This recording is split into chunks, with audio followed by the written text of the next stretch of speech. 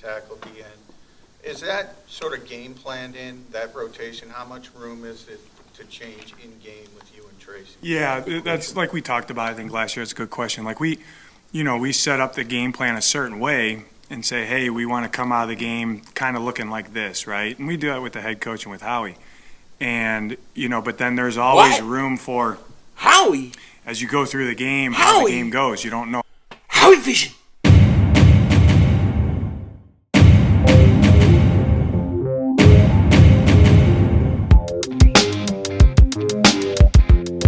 Dallas still stinks.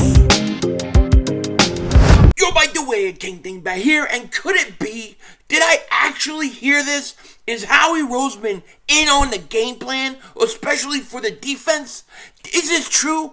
I always say, it's Howie Vision. We're all just living in it. It just might be that his reach is a little too big. We need to shrink down Howie Vision just a little bit. Now, before we get into it, if you're new to the channel, make sure you like. More importantly, make sure you subscribe for daily Eagles content, NFL content. You definitely don't want to miss it. And if you've been subscribed for a while, you know the deal. Just double check.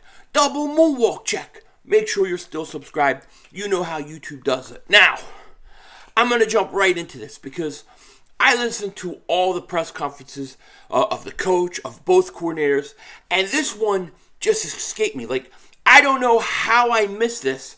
I don't know, because I was listening in the car. Maybe I was paying attention. Maybe I was honking or yelling or screaming, or somebody was flicking me off. Who knows what was happening? However, I missed where Jonathan Gannon talks about Howie Roseman being in on the game plan. Now, this, to me, is absolutely crazy, okay? It just is.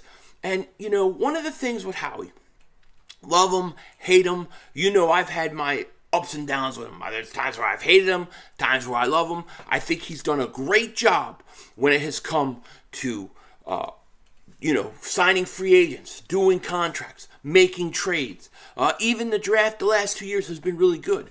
However, one of the negatives with Howie Roseman, going back to Doug Peterson and maybe before that, he is in on the coaches' game plans, their personnel, who they like. He has final say of the last 3 cuts who make the 53-man roster. And sometimes I think that's just a little too much power. Now, before we talk more about it, let's listen again to what Jonathan Gannon said. I can't believe I totally missed this. Shout out to all the people in the comment section and on Twitter that said, what'd you think of this? Because I had to go back and listen to this. Totally missed this, but check this out.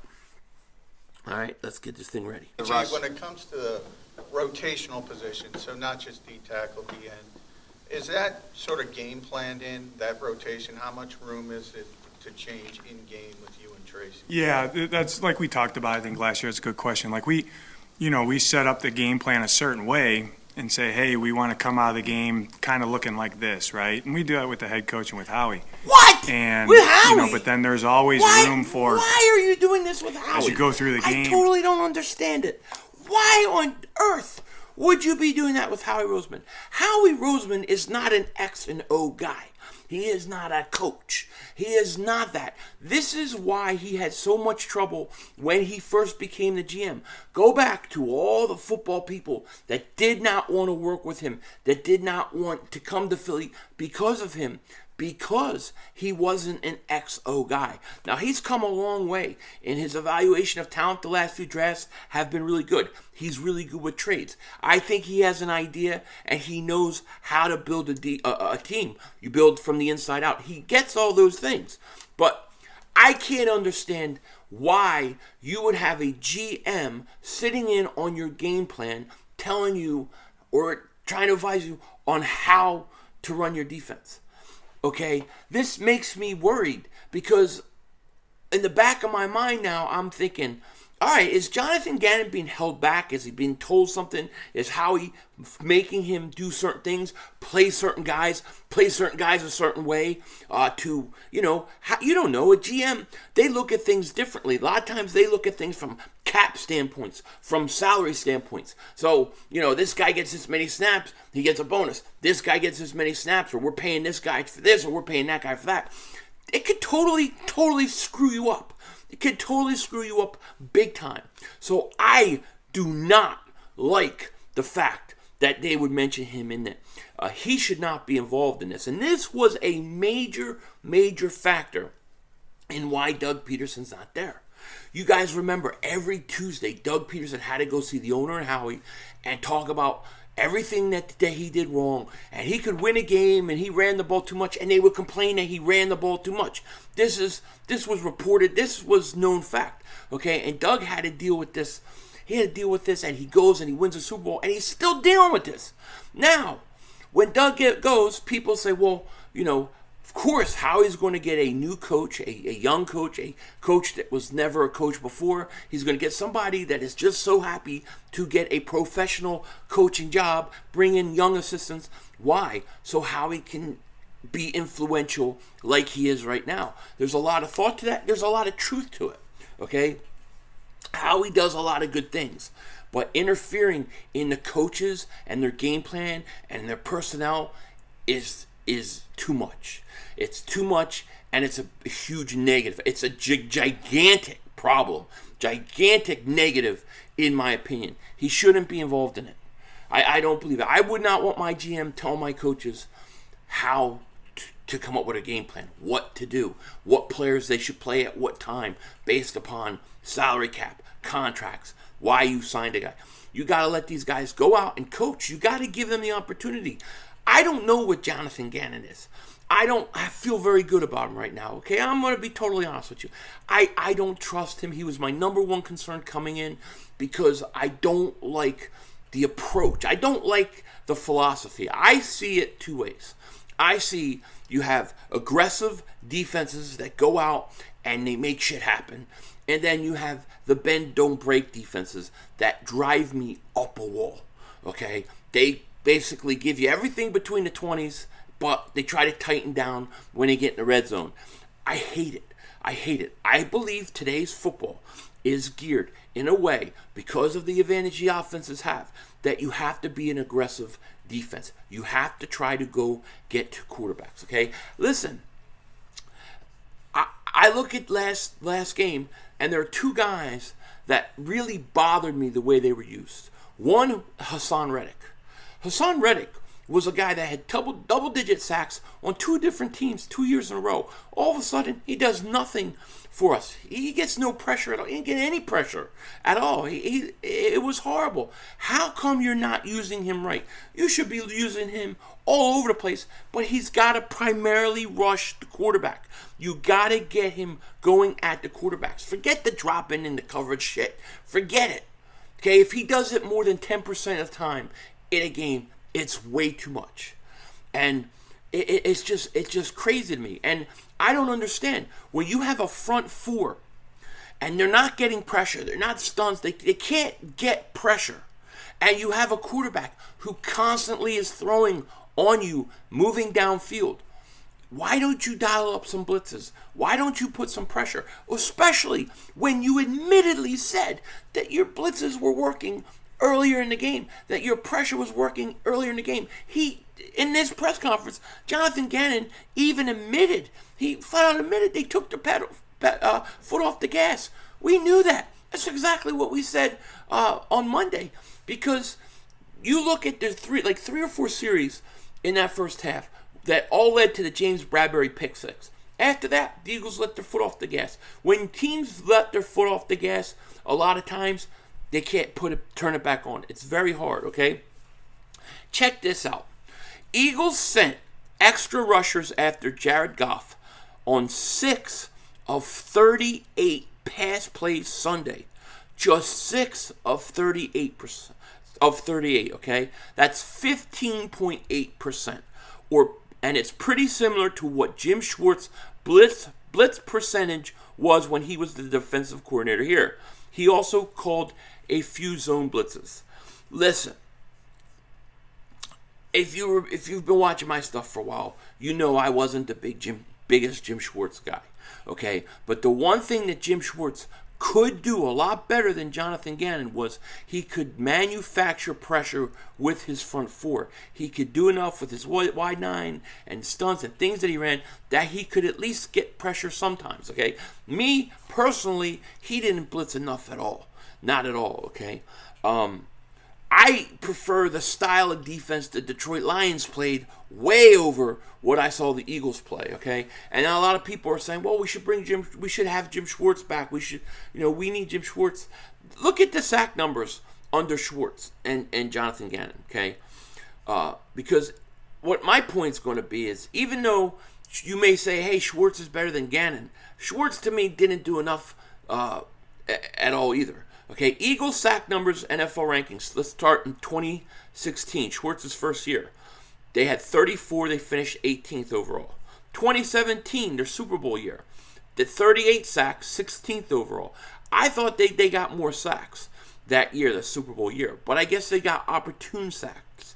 And that's what today's NFL is. People want to say defenses win championships. I disagree. In today's football, offenses win championships. Offenses with opportunistic defenses is what win championships. You have to be able to create turnovers. You have to be opportunistic. That's what wins championships. That's what won Eagles a Super Bowl in 2017. Brandon Graham forcing that fumble was opportunistic. Okay, you have to be. 2018, they were finished 10th, 44 sacks. That's very good. That's where I want to see the Eagles, in the 40s. Okay, 2019, 43. They finished 14th. 43 is still not bad. 2020, his last year, they had 49, and they finished in third. That is really interesting to me. I don't think they had a double-digit sack guy that year, but that's a good number. That's where I would like to be. High 40s, early, like low 50s, somewhere like that. Now, look at Gannon, his first year. 2021, we finished 31st in sacks with 29 total. 29 total. And we have one sack this year. And the sack that we have this year came off of a fumbled snap that allowed Fletcher Cox and Brandon Graham to get behind the line of scrimmage and get Goff. Other than that, we didn't get any pressure. I look at this Schwartz thing and I say, that's not even enough for me. It's not enough. I didn't like it. I wanted more pressure. I wanted more blitzing. We were last in the league in blitzes. Now, do you wonder, is Howie Roseman playing a part in this? Is he playing a factor in how he's coaching? Is he coaching a certain way because he's looking over his shoulder, because he's got to sit there with the GM and come up with a game plan? I don't like it. I don't like it at all. I don't like how Reddick was used. I also don't like how Jordan Davis was used. You look at Jordan Davis while he was in, the run game dropped dramatically, okay? When he wasn't in, they ran all over us. He needs more snaps. And let me say this too. I don't care. I love Fletcher Cox, but he's got to be better. Hargrave got to be better too. I'll start playing Milton Williams and Jordan Davis. I really will. Let them guys play, because I think Milton Williams has got starter potential. I know what Jordan Davis has, but those guys got to be better also. So we need to see a drastic improvement defensively this week, or we got big problems, okay? Not as big problems as the Dallas Cowboys, but we got big problems. So I hope that the way he said it and what he says isn't as bad as I think it is, or I worry it is, or we heard it was with Doug Peterson. Same problems Doug Peterson had, okay? And he was a Super Bowl winning champion. So hopefully it's not as bad. But you got to let this guy just go out and coach. If he's going to fail, he's going to fail. We'll know in a few more weeks. If they don't fix this and they don't get pressure on Kirk Cousins, we don't got a chance. If we play the way we played on Sunday versus Detroit, we will not beat Minnesota. You cannot give Kirk Cousins all day. Kirk Cousins, you get pressure on him, he folds, especially in primetime. But yeah, this is it's weird to me. The whole thing is weird, So who knows? We'll see what happens. Will Jonathan Gannon improve? This is a big week for me, because if we don't see something drastically different this week, I'm done. I can't put up with this all year. Not with him. You know what I mean? I'm done with him. He's got this week to get it together. I don't care if he goes out and blitzes more and it doesn't get home and there's some issues, but at least he tried. Show me something. I need to see some life in this guy, because I felt at times in versus Detroit, with all the talent that we've added to the defense, it felt like watching the same Eagles defense as last year. Just my opinion. With that said, take care. Talk to you later, of course. Don't be a dingbat. Remember, it's Howie Vision. We're all just living in it. I didn't forget this time.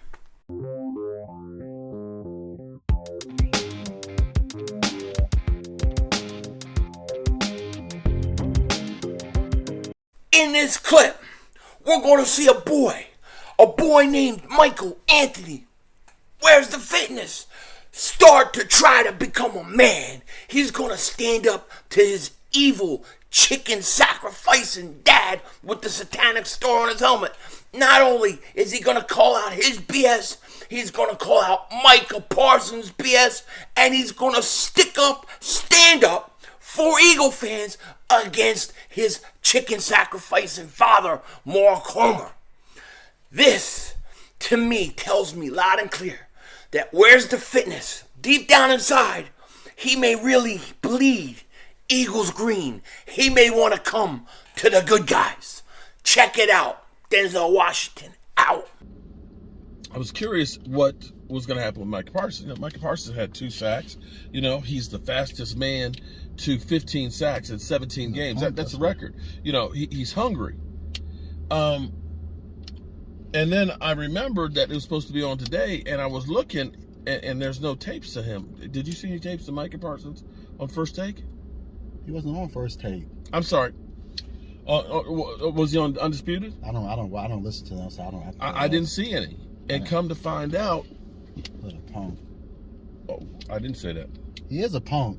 Well, I listen. You know what? I hate this. You signed up for something. You didn't show up for your obligation. To at least See, you can't I expect defend. that from Eagle fans.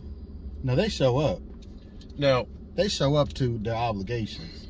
first of all, I'm going to say it was a mistake to sign up for that. It wasn't a mistake.